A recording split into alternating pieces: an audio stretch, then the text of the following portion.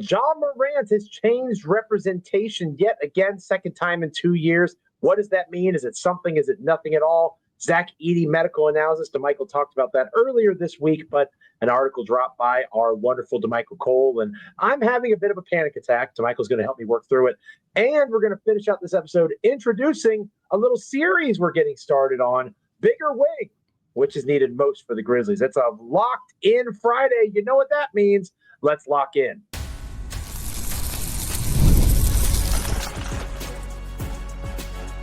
You are Locked On Grizzlies, your daily Memphis Grizzlies podcast, part of the Locked On Podcast Network, your team every day.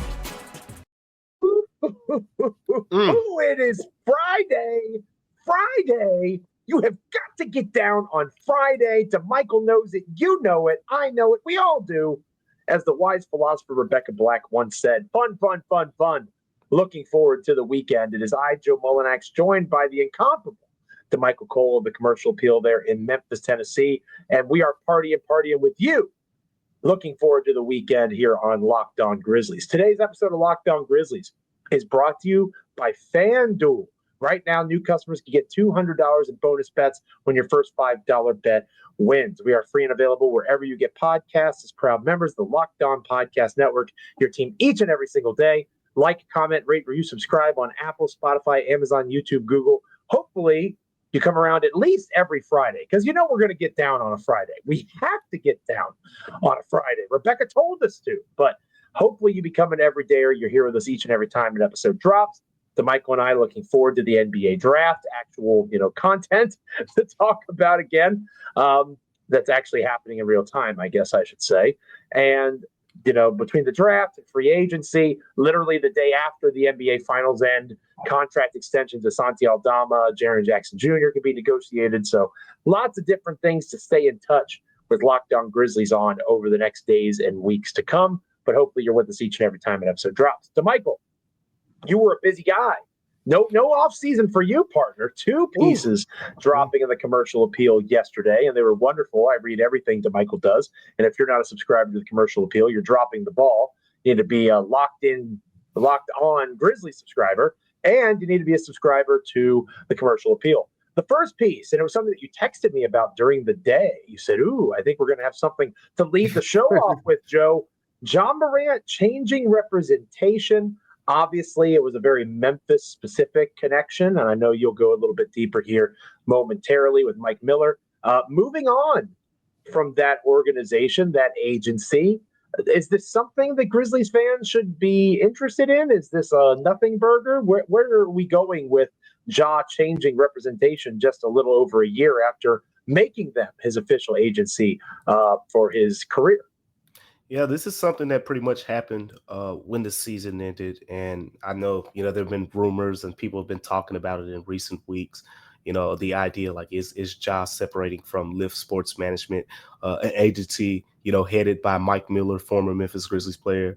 And if you've been paying attention over the last year and even before that, Mike Miller's had a really good relationship with the Morant family. So when Ja Morant parted ways from his previous agency in April of 2024, Tandem Sports and Entertainment with Jim Tanner, who he was represented by pretty much since he was drafted, it was a quick, swift decision to be represented by Mike Miller. And I thought at the time there would be a long and fruitful, relationship for years to come, at least from that standpoint, with Mike Miller having the Memphis connections, being connected to the Grizzlies, being connected to John Morant, T. Morant, and so forth. But then we learned that there's a split. I know the first thing when people hear this is always going to be, what does it mean, from a transaction standpoint? And that's why when I wrote the story, I wanted to kind of make it clear that based from my understanding from the conversations that I've had, the Grizzlies are not at odds in any way. I know that's kind of the main thing, right? When you hear someone switching agency, you're like, what's the money involved? There's some type of transactions, but in this case, Joe, I think that's an important thing to point out is that the Grizzlies and John Morant remain kind of in good standing is the way I think you should say it. Somewhere right now, somewhere on this planet, there is a talking head that is responsible for NBA, and I realize that's ironic being a talking head myself. But there's a talking head somewhere saying that this means John Morant's trying to get out of Memphis. They're trying to make that kind of connection, probably over at ESPN or Fox News or Fox Sports, whatever the case might be.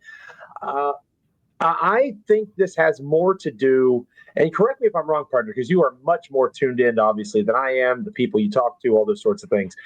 I'm just somebody that's observed the city and observed the team for a while now. I felt like Ja went with Miller and Lift because it was almost like, not triage, but it was rehabilitation, right? Like this is him looking for ways to be around somebody he trusts as he resets and restarts his career, coming out of the suspension, all the trouble he got into.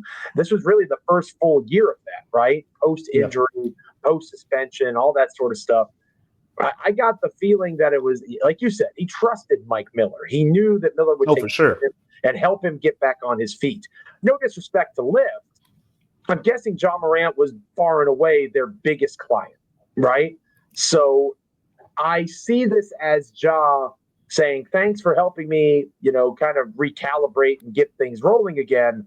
It's time for me to broaden my horizons a little bit. Now, again, you would know better than me. That's speculation on my part. Do you think there might be something to that, or do you think there might be something different going on here? Yeah, Paulo Banchero is now and was before kind of like the biggest client that Lyft had kind of still a pretty decent sized client, but just not the same wavelength of John Morant. For sure. And there was a noticeable difference when John Morant comes into the fold, and he's pretty much your 1A guy at that point from a media standpoint, the marketability that he has, and all of these things. But there are a bunch of different reasons and factors. I mean, look, I've heard like a bunch of different things, and nothing that's of substance that I feel comfortable in saying, oh, that's probably the reason. Like I just heard a bunch of little minor different things. But what I will say is I want to point this out too.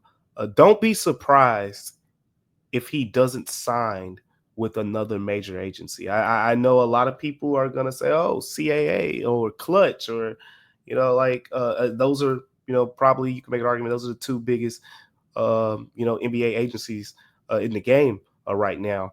But don't be surprised if John Morant elects to go the self-representation route. We've seen that recently with a couple star guys come to mind. Shai Gilgeous-Alexander is one who elected to do that recently. He parted ways with Wasserman in February, and now he self-represents himself as he's going, into this big contract extension period this summer. Joel Embiid is another player who, plays for the Philadelphia 76ers, MVP, all that good stuff. Another player who self-represents himself, and to my understanding in those cases, I'm talking to some people about it, and a lot of times those players just get a lawyer to kind of look over, the legalities and the contract or whatever the case may be, and that's that. Whereas, with an agent, of course, the job is a little bit more expanded. But if you've been following John Morant, you know that he has a team around him. And, I would not be surprised if he just puts more, especially from the marketability standpoint, like we've started to see it, the Team Morant, they have the Catch 12 media, headlined by, Shot by Nye. They're doing a lot of great work over there, and it's growing. So they can kind of, in a way, have their own marketability if they want to. So I know a lot of people are going to say, oh, does this mean he's going to Clutch and, he's looking for that next big opportunity or whatever the case may be? Or does it mean CAA or Priority or whoever else, whatever agency out there? But I'll say this, do not close the door on the idea that he could join the likes of Shai Gilgeous-Alexander and Joel Embiid and a player who is self-represented. I think it's almost going the opposite way, personally. Like he's under contract for the next 3 years. So what are you paying commissions for? What are you doing? That sort of stuff. You already have the built-in relationship with Nike. I think that it makes a lot of sense for him to kind of go his own way, at least for the short term here. He's a max contract guy.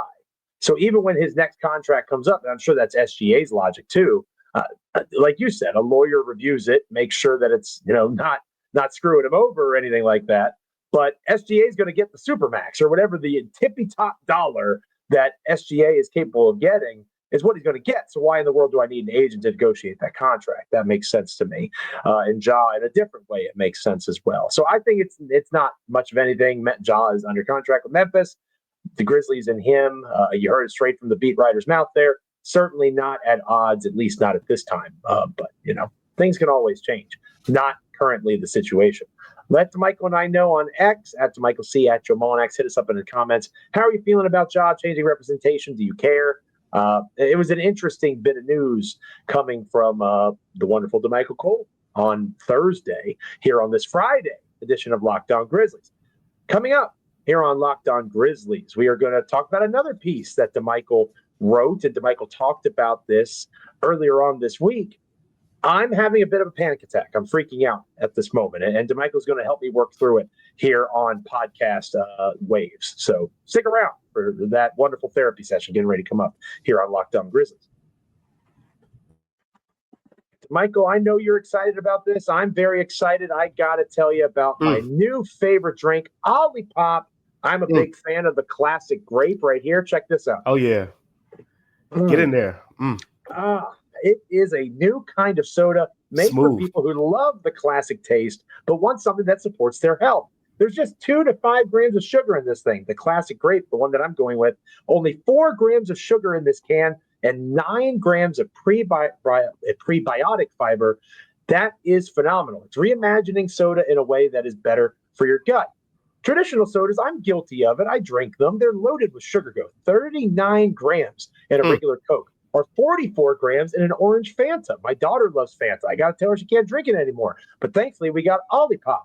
It's just a fraction of the sugar, no artificial sweeteners, and gut-friendly ingredients that are like OliSmart, which are blends shown to support digestive and overall health.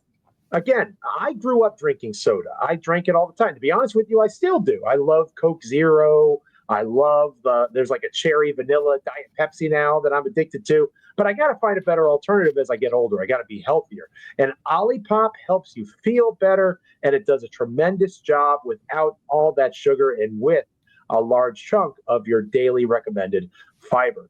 Get a free can of OLIPOP just like me. Just buy any 2 cans in store, and they'll reimburse you for 1. Head to drinkolipop.com/LockedOnNBA to claim your free can and find OLIPOP near you. That's drinkolipop.com/LockedOnNBA. Cheers.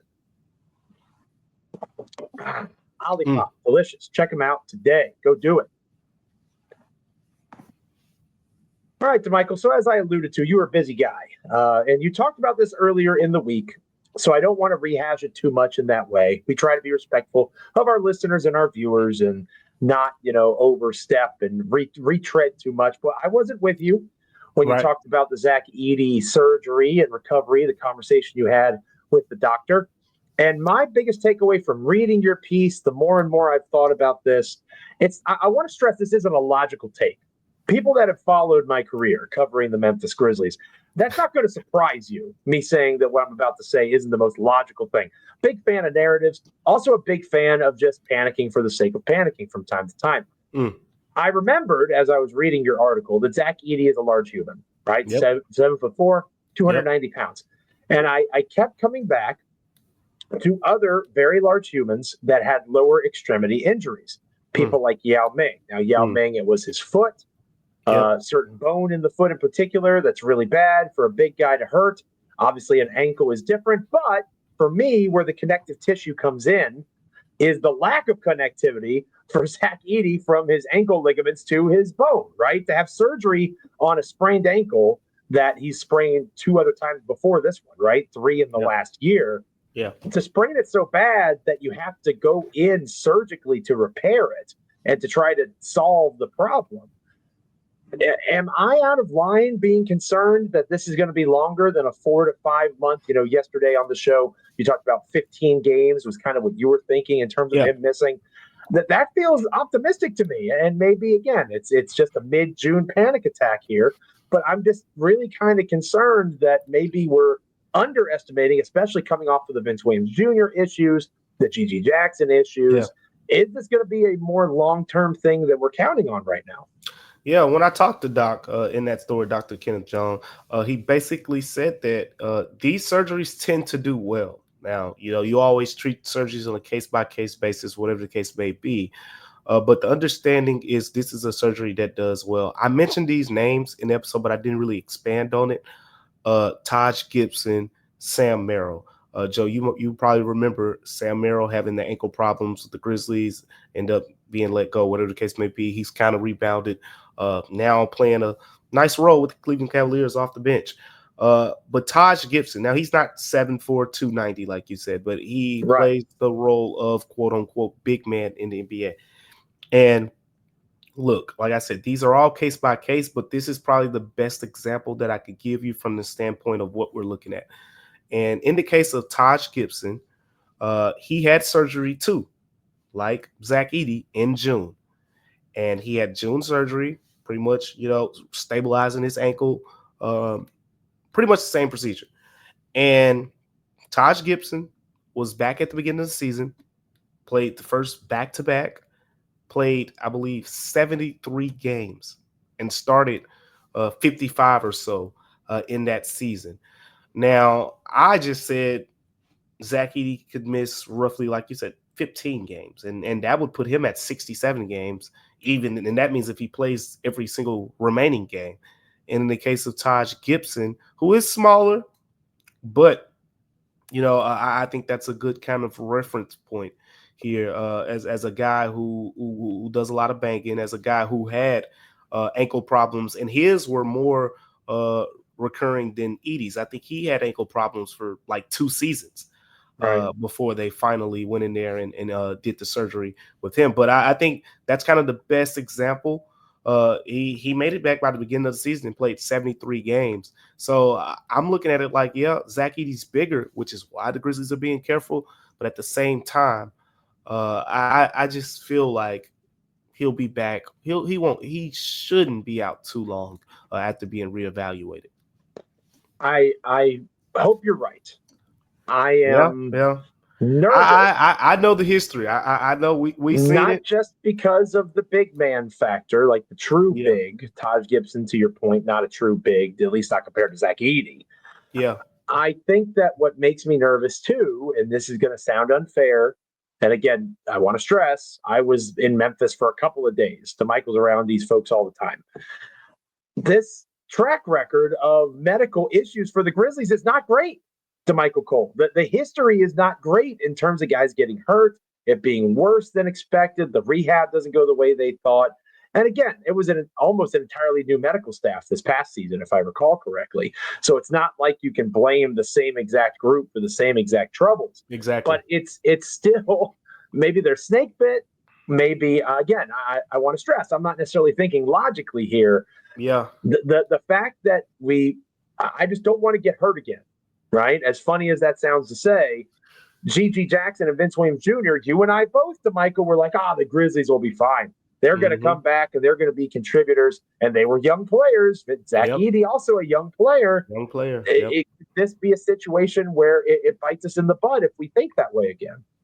Yeah, I understand that logic. I understand why anybody who follows the Grizzlies would think that way because, you go back to last season, we both were saying, you get Vince Williams back, and Vince Williams was never 100%. After he returned, like we never got the version of Vince Williams that me and you. He had a grade 2 or grade 3 ankle sprain. Grade 3 ankle sprain. Yep. Similar then. The eating. Yeah. Grade 3 ankle sprain in his case.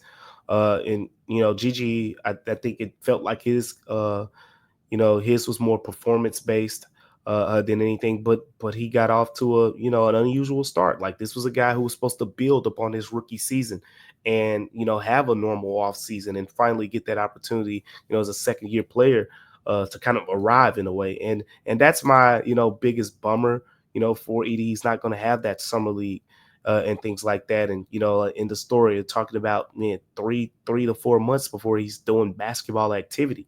So it's going to be a while, because the most important thing is you have to stabilize the ankle. It has to be completely stabilized, and that's going to take some time. But Edey's a tough guy. He said it when we talked to him last time. He said no one's going to work as hard as him. He didn't say those words exactly, but he pretty much said he's going to work really hard. He's going to work his butt off. And I think this is not going to stop him from doing that. But it does, to your point, Joe, it does raise questions, because he has these key things that he wants to get better at. He wants to get better with his lateral agility. He wants to become a more explosive player.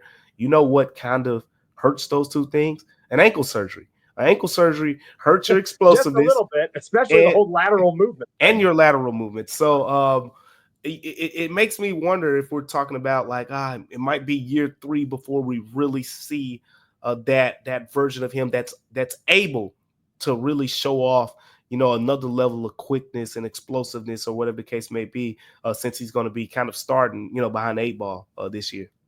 And that's a logical way to look at it. But again, that's not what you want to hear for a team that is supposedly supposed to have a sense of urgency, right? We keep hearing of this term urgency.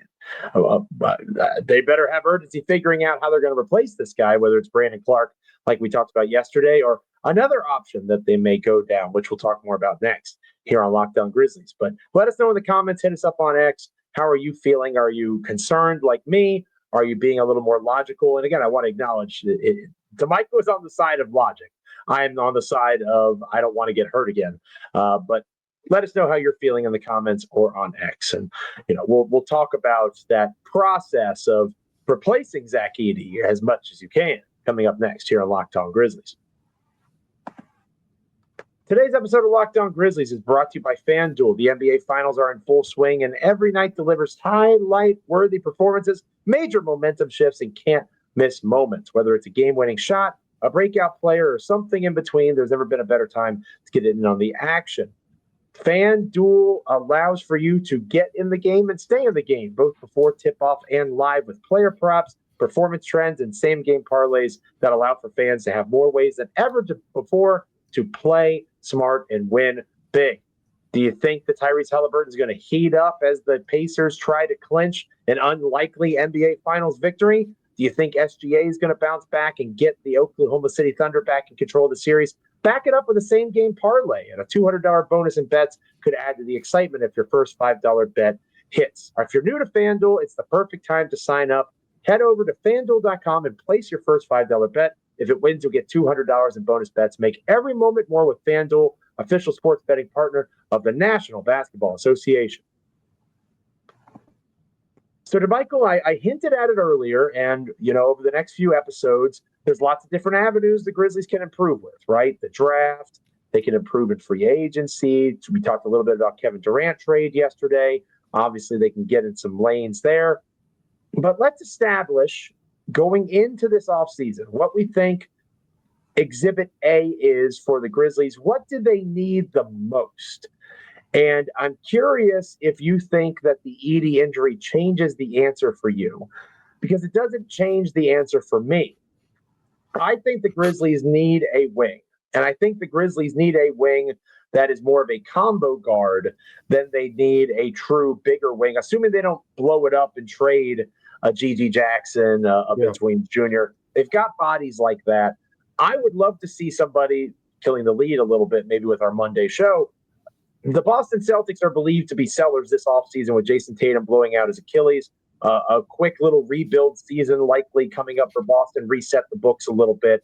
Derek White would be phenomenal in Memphis.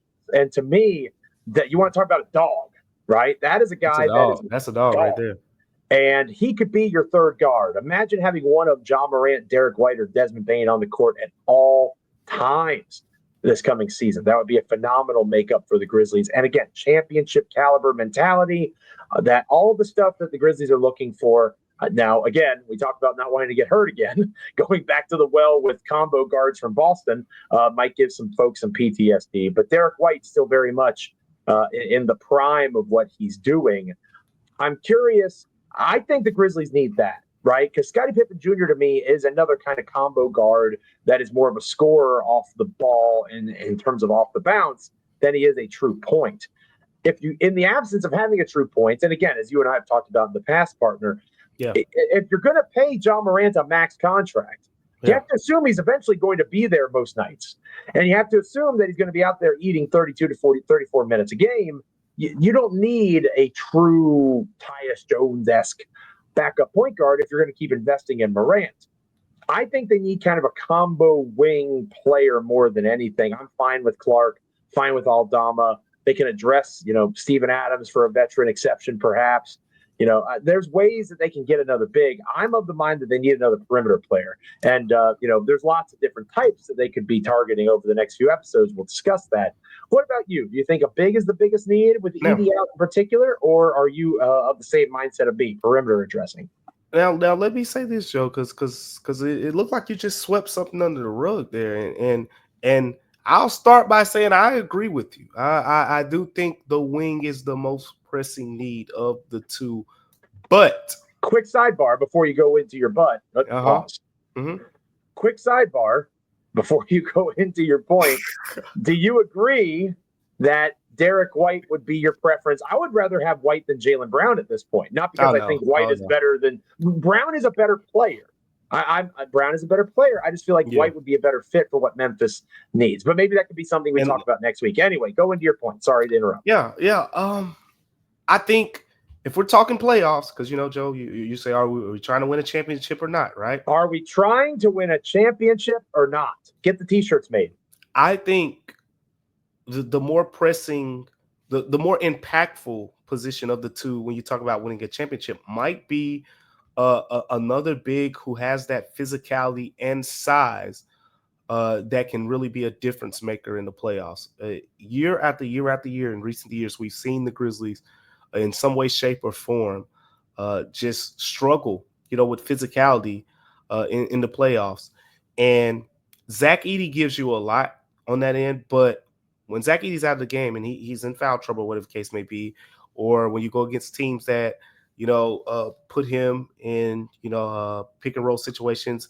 And look, the numbers suggest that he isn't even terrible in those situations. But in the playoffs, small things get magnified.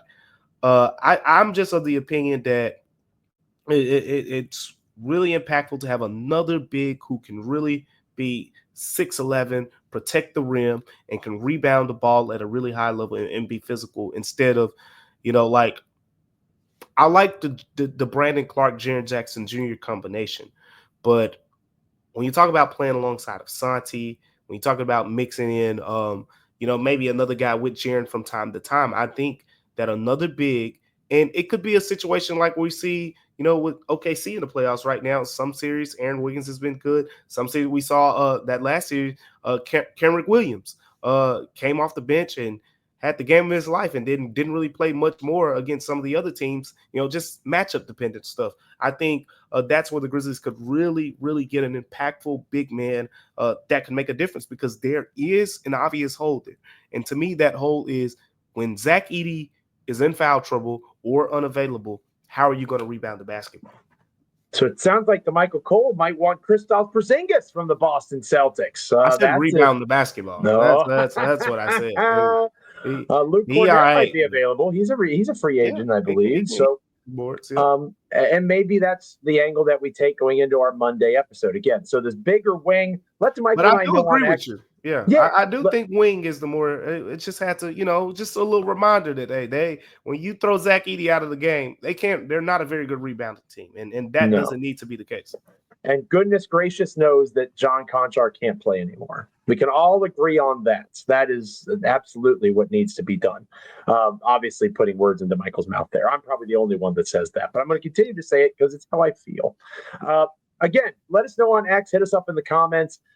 We'll start talking more in depth about this, right? How could they address that? Maybe we lead off with those Boston Celtics, and the armchair GM can stretch a little bit over the weekend. And it's Father's Day, so I'll be a little bit busy on Sunday. But I can maybe sit down and think, how can the Grizzlies take advantage of this Celtics potential fire sale?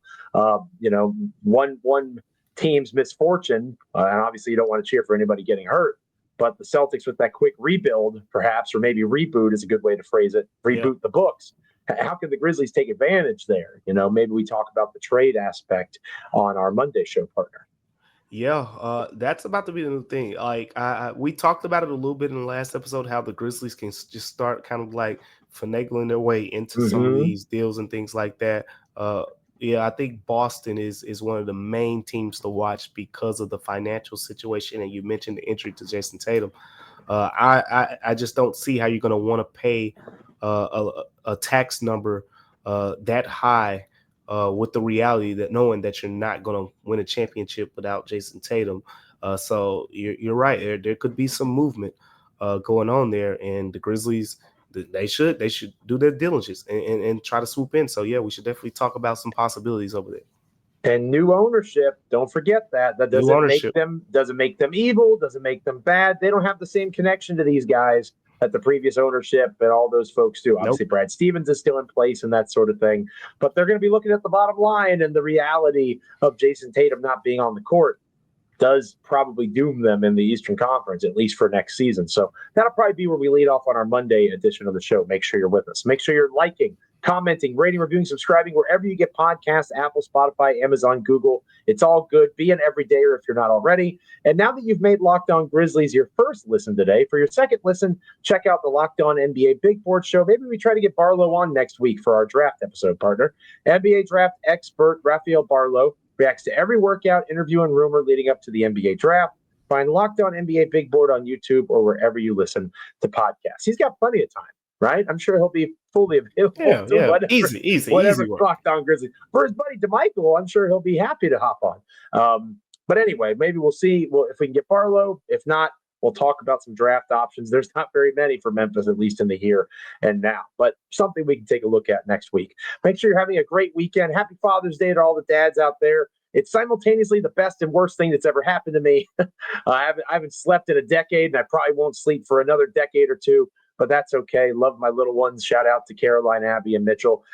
Best job I'll ever have is being a dad. So if you're a dad, kudos to you. Enjoy the weekend with family. Hopefully you get some rest. Hopefully you get to enjoy yourself a little bit. And I hope that you'll be back here with us on Monday. For Damichael, I'm Joe. Stay locked in. Free and available wherever you get podcasts, Apple, Spotify, YouTube, Google, Amazon. It is all good. Have a good one. We'll see you on Monday.